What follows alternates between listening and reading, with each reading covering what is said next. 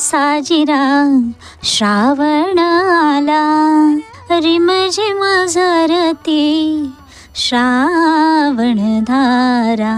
ही गाणी कविता ऐकल्या की तुमच्याही मनात बालपणीचा श्रावण जागा होतो का हो? लहानपणापासूनच श्रावणाची एक वेगळीच एक्साइटमेंट असायची, कारण श्रावण म्हणजे सण, नटणं, मुरडणं, हातावरची मेहंदी, हिरवगार गाव, नागपंचमी, पावसाच्या रिमझिम सरी आणि आईदादांच्या जवळ घालवलेले दिवस. माझ्यासाठी तर श्रावण म्हणजे तो निळा फ्रॉक घालून गावात बागडणं, पावसात भिजणं आणि आईदादांच्या जवळ असल्याची ती सुंदर आणि सुरक्षित भावना. आजही श्रावण आला की एक्साइटमेंट वाटते, पण आहे फरक थोडा आहे. आजकाल हिरव्या बांगड्या घालायच्या असतात, साडी नेसायची असते आणि हो, त्या लहानपणीच्या आठवणींसह प्रत्येक सण मनापासून साजराही करायचा असतो बरं. म्हणूनच मला वाटतं श्रावण म्हणजे आपल्या संस्कृतीचा आणि निसर्गाचा सुंदर मिलाफ आहे. तुमच्यासाठी कोणती बरं आठवण डोळ्यासमोर येते मला कमेंटमध्ये नक्की सांगा.